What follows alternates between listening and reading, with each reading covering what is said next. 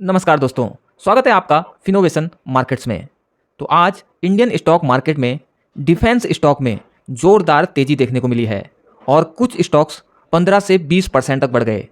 लेकिन ऐसे में यहाँ पर सवाल आता है कि ऐसा अचानक क्या हुआ कि डिफेंस स्टॉक और डिफेंस इंडेक्स में जोरदार तेजी देखने को मिली है। क्या किसी कंपनी ने अपने नंबर्स जारी किए हैं या फिर इसके पीछे की जो वजह है वो कुछ और ही है। तो चलिए जानते हैं इसके पीछे की वजह। तो सबसे पहले मैं आपको बता दूं कि ये जो तेजी देखने को मिली है आज डिफेंस स्टॉक में, वो सिर्फ इंडिया की स्टोरी नहीं है। इसके पीछे ग्लोबल ट्रिगर्स हैं। डिफेंस स्टॉक्स में आई इस तेजी के पीछे ग्लोबल जियोपॉलिटिक्स का इफेक्ट है। तो हुआ क्या है, यूएस के जो प्रेसिडेंट हैं डोनाल्ड ट्रंप, इन्होंने यूरोपियन कंट्रीज को ओपनली क्रिटिसाइज किया है। क्यों क्रिटिसाइज किया है? उन्होंने कहा है कि उनके जो नेटो मेंबर्स हैं, जो नेटो सहयोगी हैं, वो उनको सपोर्ट नहीं कर रहे हैं, जिसको लेकर उन्होंने इन कंट्रीज़ को टारगेट किया है। और देखिए, फ्रांस, इटली, स्पेन, ये वो कंट्रीज़ हैं जिन्होंने यूएस के मिलिट्री एक्शंस को सपोर्ट करने से साफ मना कर दिया है। जो यूएस और ईरान के बीच में कॉन्फ्लिक्ट चल रहा है, उसको लेकर वो यूएस का सपोर्ट करते नजर नहीं आ रहे हैं। और कुछ केसेस में तो यूएस के जो एयरक्राफ्ट हैं उनको अपने एयर स्पेस पर अलाउ करने तक के लिए मना कर दिया है यूरोपियन कंट्रीज़ ने। मतलब एक बात साफ है कि यूएस और यूरोप के बीच में जो रिलेशनशिप है उसमें क्रैक्स आते नजर आ रहे हैं, रिश्ते बिगड़ते नजर आ रहे हैं। तो अब यूएस और यूरोप के बीच में ये जो प्रॉब्लम चल रही है, इसको मार्केट ने कैसे समझा है? क्योंकि मार्केट में जो तेजी आई है उसके पीछे कुछ रीजन होगा, तो मार्केट इसको कैसे समझ रहा है वो देखिएगा।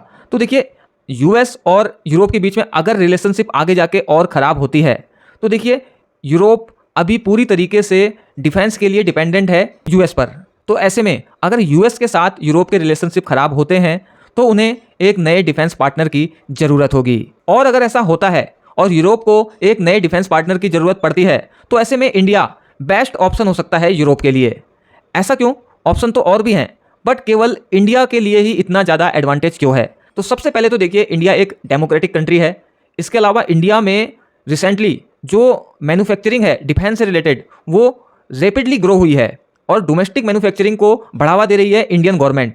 और इसके अलावा इंडिया का जो रिलेशन है अदर कंट्रीज़ के साथ में, वो ज़्यादातर चल रहा है, जिसकी वजह से इंडिया को एक रिलायबल ट्रस्टेड पार्टनर माना जाता है। वहीं दूसरी तरफ जो और अल्टरनेटिव हैं, जैसे कि चाइना है, रसिया है, ये भी डिफेंस के अच्छे मैन्युफैक्चर हैं। बट देखिए, यूरोप का रसिया के साथ में तो बिल्कुल ख़राब रिलेशन है और चाइना के साथ भी उसके इशूज़ चलते रहते हैं। इसलिए इंडिया एक स्ट्रॉन्ग अल्टरनेटिव बन सकता है यूरोप के लिए। और अगर ऐसा होता है तो फ्यूचर में इंडिया को डिफेंस एक्सपोर्ट का बड़ा ऑर्डर मिल सकता है। इसी सिनेरियो को देखते हुए आज डिफेंस स्टॉक में तेजी आई है।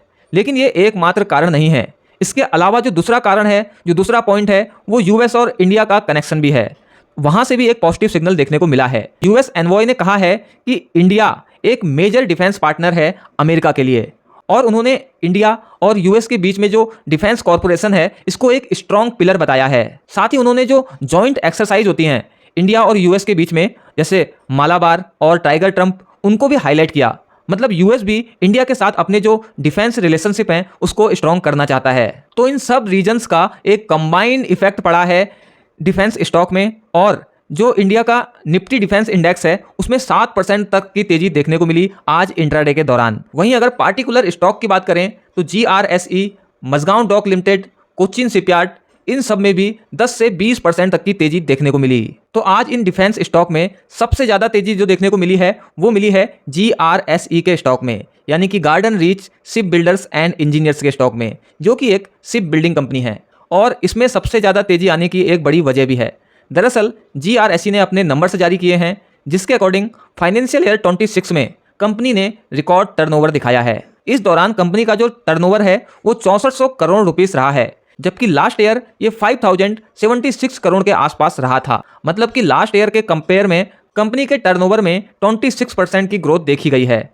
इस दौरान कंपनी ने 5 शिप्स कमीशन किए। इसके अलावा 8 शिप्स इंडियन नेवी को भी डिलीवर किए। इसके साथ ही कंपनी जर्मनी के लिए भी एक्सपोर्ट शिप्स बना रही है। तो इस वजह से भी इन्वेस्टर्स को कॉन्फिडेंस मिला जीआरएसई के स्टॉक को लेकर, और इसीलिए डिफेंस इंडेक्स में आज सबसे ज़्यादा तेजी जीआरएसई के स्टॉक में ही देखने को मिली है। और ऐसा कई बार होता है कि अगर किसी सेक्टर का एक बड़ा स्टॉक अच्छी तेजी दिखाता है तो इसका इम्पैक्ट सेक्टर वाइज पड़ता है। क्योंकि देखिए, जीआरएसई ने नंबर जारी किए हैं, उसका बनता है तेजी आना उसके स्टॉक में, but Mazagon dock, Cochin shipyard, इनके स्टॉक्स में भी तेजी है। तो इसका रीजन ये है कि इन्वेस्टर एज्यूम करते हैं कि अगर सेक्टर की एक कंपनी अच्छा परफॉर्म कर रही है तो उस सेक्टर की रिलेटेड कंपनीज भी अच्छा परफॉर्म करेंगी और इसीलिए पूरे सेक्टर में तेजी देखने को मिली है। इसके अलावा कुछ और कारण भी हैं, जैसे कि कोचिन शिपयार्ड को F&O में एंट्री मिल गई है, ये एक बड़ा रीजन है। तो F&O में जब एंट्री मिलती है किसी स्टॉक को तो उसका जो ट्रेडिंग वॉल्यूम होता है वो तेजी से बढ़ता है और शॉर्ट टर्म में तेजी देखने को मिल सकती है, जो कि हमें देखने को भी मिली है कोचिन शिपयार्ड के केस में।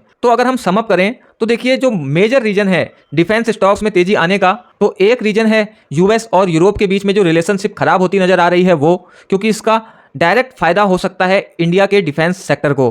हालांकि ये एजम्पशन है, बट इस एजम्पशन की वजह से तेजी देखने को मिल रही है।